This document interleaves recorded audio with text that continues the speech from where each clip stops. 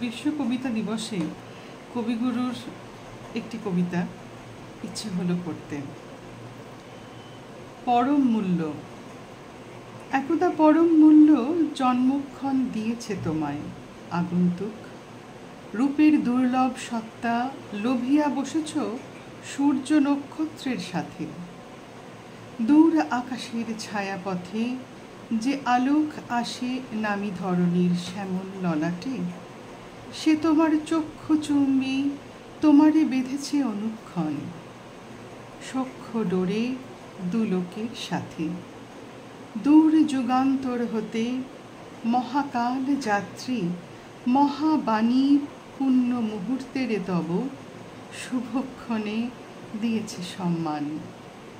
তোমার সম্মুখ দিকে আত্মার যাত্রার পন্থ গেছে চলি অনন্তের পানি। সেথা তুমি একা যাত্রী অফুরন্ত এ মহাবিস্ময়। নমস্কার।